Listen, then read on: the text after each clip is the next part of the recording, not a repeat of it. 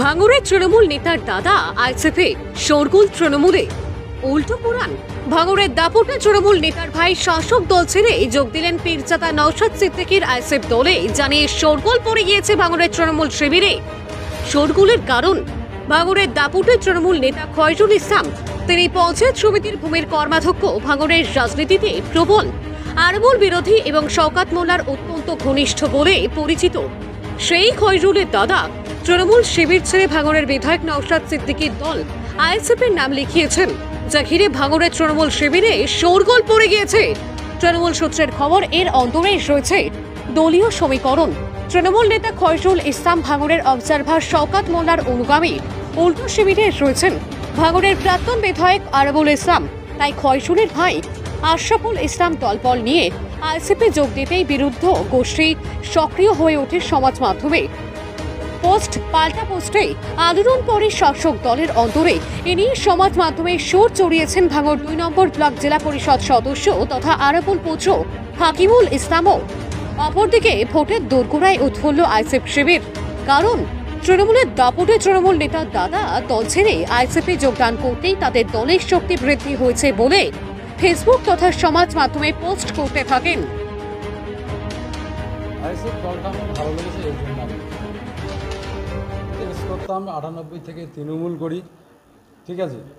তা এখন আমার আইএসএফ দলটা ভালো লেগেছে, সেজন্য আমি আইএসএফে জয়েন দিয়েছি। আপনার খয়রুল কি আপনার নিজের ভাই? আমার ছোট ভাই। কে, তার নাম কি? মোহাম্মদ খয়রুল ইসলাম। কি হয় আপনার? ছোট ভাই। ওর রাজনীতির রাস্তা আলাদা, আমার এই দলটা ভালো লেগেছে, আমার রাজনীতির রাস্তা আলাদা। আপনি ইচ্ছা হয়েছে, দল ভালো লেগেছে, দলের কাজ কারবার ভালো লেগেছে, এই জন্য এসেছি। বলবো না, দুটো কথা। শুভবুদ্ধি সম্পন্ন মানুষ, সচেতন মানুষ, বিবেকবান মানুষ কোনোদিন তৃণমূলে থাকতে পারে না। এই মুহূর্তে তৃণমূল যেভাবে চলছে, যার কারণে আমি তো বলবো যাদের চেতনা আছে, যাদের বিবেক আছে, তারা সব দলে দলে কিন্তু তৃণমূলটা ছেড়ে দেবে। আগামী ভাই আইএসএফে জয়েন করবেন, কি বলবেন, কি কারণে হঠাৎ করে আইএসএফে? দেখুন, এসব বিষয় নিয়ে আমরা কোনো আমল দিই না, তাতে আমাদের কোনো যায় আসে না। তো একটা তো কোনো কি চাপে পড়ে বা কোনো কিছু সেরকম থেকে চলে গিয়েছে? দেখুন, তিনি গিয়েছে কি বিষয়, ওসব বিষয় আমরা বলছি, আগে ফের বলছি, কোনো আমল দিই না। ওসব নিয়ে আমাদের দল টিকে নেই। আমাদের মানবিক মুখ্যমন্ত্রী উন্নয়নে ভোট হবে। আমাদের ভাঙড়ে 21 সালে যে সাধারণ মানুষ যে ভুল পথে প্রচলিত হয়েছিলেন, তারই একটা ফলস্বরূপ আমার ভাইকে নিয়ে কিছু রাজনৈতিক ব্যবসায়ী রাজনীতি করার চেষ্টা করছে। তাদের যোগ্য জবাব 26-এর বিধানসভায় ভোটের মাধ্যমে আমরা ভাঙড় থেকে তাদের যোগ্য জবাব দিয়ে দেব। 21-এ সাধারণ মানুষের সাথে ফুরফুরা দোয়াই দিয়ে যে ভোট উনি কামিয়েছিলেন, ভোট দিয়ে সাধারণ মানুষ ওনাকে আশা করে যে প্রতিশ্রুতি দিয়েছে, সেই আশা করে ভোট দিয়েছিলেন। ভোটের ফলস্বরূপ ভাঙড়ের মানুষ দেখেছেন উনি কি কি প্রতিশ্রুতিগুলো পালন করেছেন এবং কি করেননি। উনি যেটুকু প্রতিশ্রুতি ছিলেন একটাও পালন করেনি। তার জন্য কি বলবেন বিষয়টা? আমাদের বংশগত পরিচয় আপনি নেবেন, আমরা দলের গাদ্দার নই, এটা মাথায় রাখবেন। আর আমরা এক পা এদিকে এক পা ওদিকে রেখে রাজনীতি করি না। আমরা কংগ্রেস থেকে রাজনীতিটা করছি, তারপর টিএমসি রাজনীতি করছি। আমরা দলবৃদ্ধি করিনি কোনো সময়।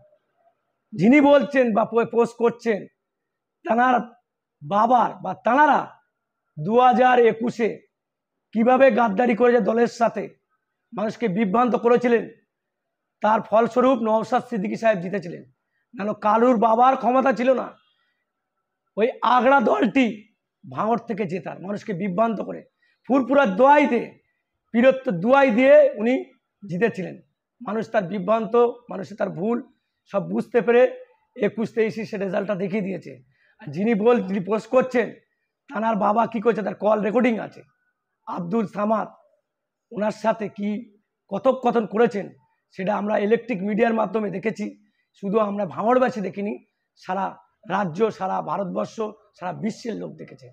ওনার মুখে এইসব কথা মানায় না, ভূতের মুখে রাম রাম। ভাঙড়ের তৃণমূল নেতার আইএসএফে যোগদান, অর্থাৎ শাসক দল ভাঙছে। আর কয়েকটা দিন অপেক্ষা করুন, 2026-এর নির্বাচনের পর তৃণমূল বলে কোনো রাজনৈতিক দল যে পশ্চিমবঙ্গে ছিল সেটা মানুষ আর রাখবে না। তৃণমূল এটা তো একটা রাজনৈতিক দল নয়, এটা তো একটা কোম্পানি। মমতা ব্যানার্জি তার কোম্পানি চালাচ্ছে পশ্চিমবঙ্গে, আর তার কোম্পানির লোকজনরা কোটি কোটি টাকার মালিক হয়ে যাচ্ছে। এই যিনি ভাঙড় থেকে তৃণমূলের দায়িত্ব নিয়েছিলেন এবং আইএসএফে যোগদান করলেন, তিনি হয়তো বুঝেছেন যে তৃণমূল দলে আর বিবেক বুদ্ধি নিয়ে থাকা যায় না। চুরি ধর্ষণ থেকে শুরু করে, চাকরি চুরি থেকে শুরু করে সবটাই করেছে তৃণমূল কংগ্রেস। অতএব জন্ম থেকে মৃত্যু পর্যন্ত সমস্ত দুর্নীতিতে যুক্ত যে তৃণমূল কংগ্রেস, সেই তৃণমূল কংগ্রেসে কোনো ভালো মানুষ থাকতে পারেন না। অতএব তিনি হয়তো বুঝেছেন যে এই তৃণমূল কংগ্রেস ছাড়ার সময় তার এসে গেছে, এই জন্যে তিনি হয়তো দল বদল করেছেন।